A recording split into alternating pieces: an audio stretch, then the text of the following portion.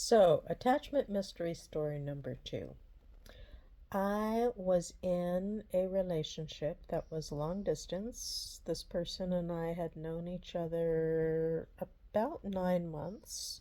I had spent a month in her area in the summer, and then I went back for another month in her area in the winter because I was the one that had flexibility to work from different places. She had a job she needed to be at.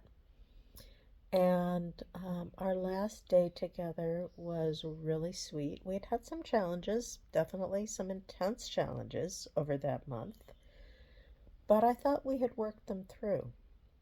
And our last day together, we went to a duck pond and we sat on a bench and people watched the ducks and hugged and kissed and laughed and talked about silly little things, and I already started thinking, hey, I'll come back here in another few months for another month.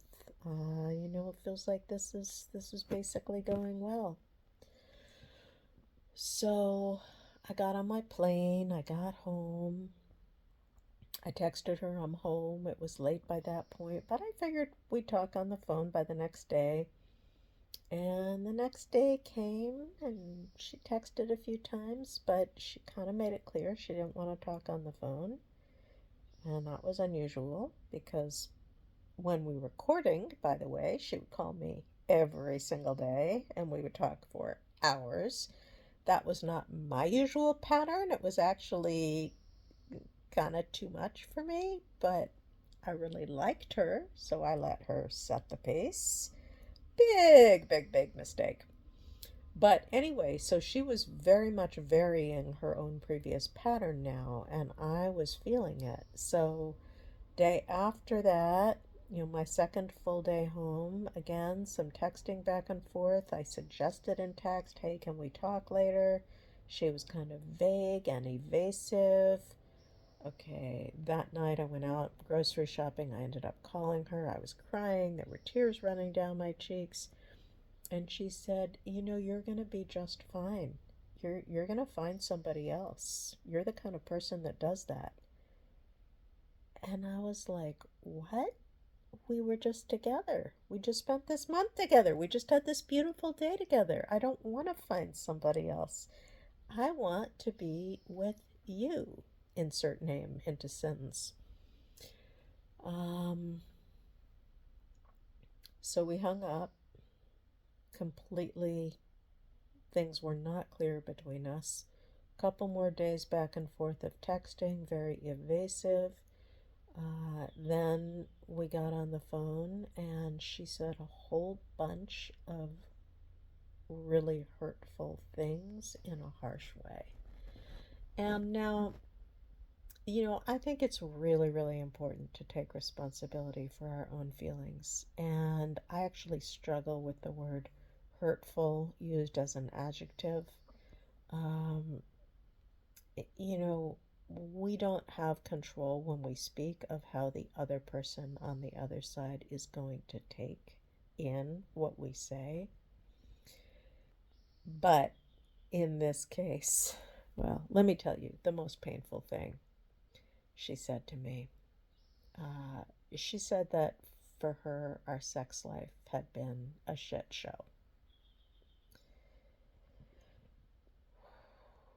That was a pretty painful thing to hear. And wow, did it push me away big, big, big time.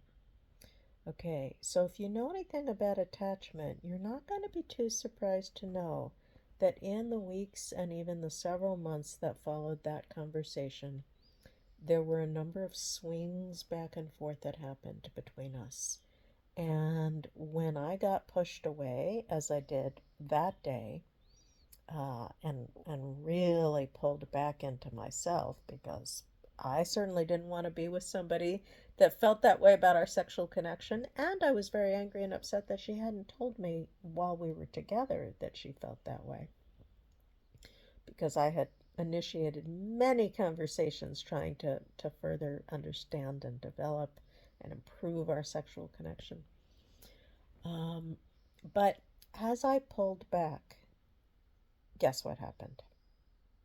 She would come forward and she'd be texting and she'd be wanting to talk on the phone and she'd be writing long emails about how she missed me. And the first few times that happened, I would think, well, there's so much I like about her. Okay, maybe she's had a change of heart. Maybe we really could work on it.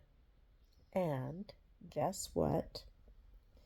As soon as I would start to come toward her again with that kind of hopefulness and openness, she would pull back. And I would get really hurt all over again.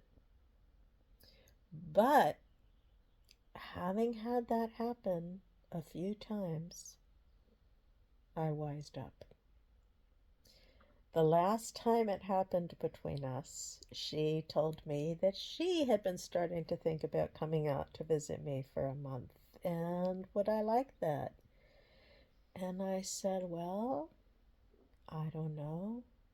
And she said, well, I just want to come and be with you and, just have you hold me and no expectations, no definitions. And I was like, okay, this is not sounding so good. But by the end of the conversation, I was like, okay, maybe. And then she texted me that day or the next day and said, but when I make plans, I always reserve the right to cancel them at the last minute. And that was when I got it.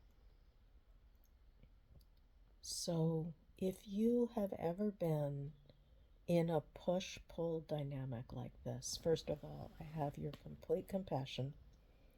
Wait, I hope I do have your complete compassion. What I meant to say was, you have my complete compassion.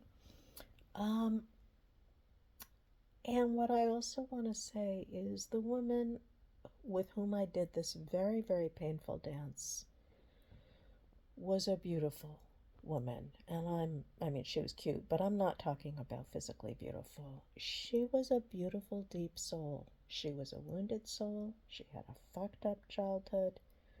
She'd had some fucked up previous relationships. She had a lot of pain and grief in her life. Um, she was not a narcissist. She was not a mean person. She was not a cruel person. She did not intend to hurt me. Boy, did she cause a lot of hurt, because boy, did she give me a lot of mixed messages back and forth. And boy, did I go for it over and over and over until I stopped. One thing I like to say is, if you don't want to be her yo-yo anymore, you got to cut the string. So I cut the string. This was years ago. I now understand so much that I didn't know then about attachment, and attachment in lesbian relationships in particular. And that's why I'm super excited to be teaching a class on lesbian attachment healing, which will help you if you've ever been anywhere within remote distance of any of these kinds of dynamics. You need this class, because it's going to give you so much more understanding and so much more strength. Like, I do thank God I had the strength to back out of that relationship when I did. And honestly, I should have backed out of it many months before. Not because she was a bad person, but because this was the way she did attachment. And there were signs of it much earlier, and I didn't know what I was dealing with. So I kept going along with it. I want to give you the strength to back out when you need to, and also want to give you the strength to heal. So whether you've been in a relationship like this and you're still reeling, whether you've been the person to whom someone else gave incredibly painful series of mixed messages, or whether you've been the person, I should say, and or whether you've been the person that knows you've given painful mixed messages to someone else, healing is available. And that's why I'm super excited to be teaching what I think might be the first ever in history 4-week class for lesbians, queer women, adjacent non binary people who love women about lesbian attachment healing. I hope to see you in the class.